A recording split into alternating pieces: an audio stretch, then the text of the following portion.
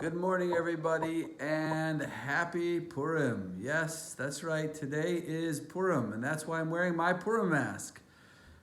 Okay, I can't wear this any longer. So let me talk about masks a little bit, because the truth is that the custom of wearing costumes may not be, in fact, a well-founded Jewish custom, but the custom of wearing masks actually goes back quite a while to some pretty ancient sources.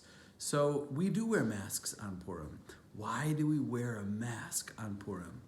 Because during the Purim story, the amazing incidents, the amazing occurrences that took place, the miraculous salvation of the Jewish people from the hands of the wicked Haman, Boo, and Achashverosh, who were trying to destroy the Jewish people, all happened in a very hidden way. We know that God's name is never mentioned once in the Megillat Esther, in the scroll of Esther. Never is God mentioned explicitly, but we also know that he's behind the scenes, orchestrating every move and every pivot in that story to make sure that one insignificant coincidental event followed by another insignificant coincidental event would eventually lead to the Jewish people being saved from the wicked Haman, Boo, and Achashverosh. And that is what we call Hester Panim, God's hidden face. That God runs the world in a way of concealment, in hiddenness. He doesn't perform open miracles like the likes of the Exodus from Egypt and the parting of the Red Sea and the 10 plagues.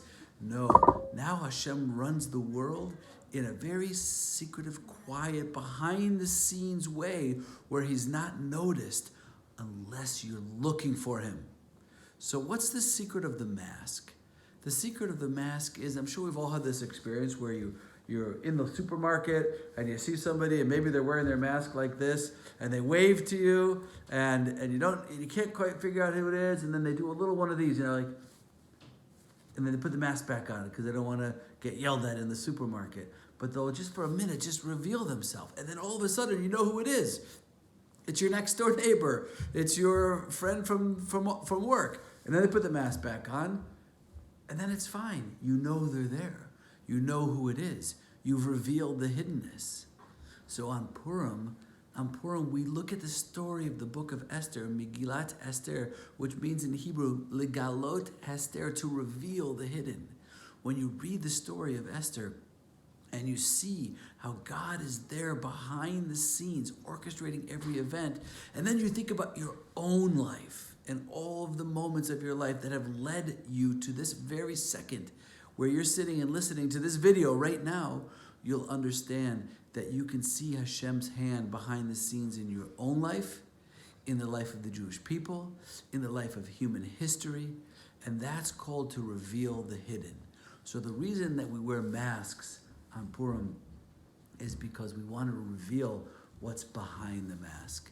And what's behind the mask is a loving God who's orchestrating every moment of history, even the moment that we find ourselves in right now, even in the depths of this global pandemic, which has devastated and killed and left so many people so broken in so many ways. 500,000 Americans have died in the last year from this global pandemic. And we wonder, is God involved somewhere? Did God leave us alone here? Is he abandoning us? And we know from the story of Esther that that's not the case. God's face is hidden right now. It's hidden behind the mask.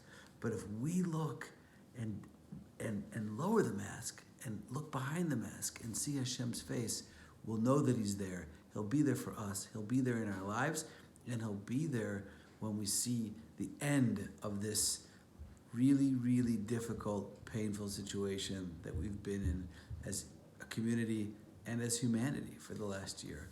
So I wish everybody a Freilichen Purim, a happy Purim, a joyful Purim, a Purim that you'll remember for years to come as being the Purim just before the end of the global pandemic and God willing, next year together, we'll be celebrating together in person, not in video, not on Zoom, not in these virtual ways, but together as friends, as a community who celebrate and share the joyful moments of life together. So wishing you all a Purim Sameach, a happy, wonderful Purim, and a Shabbat Shalom.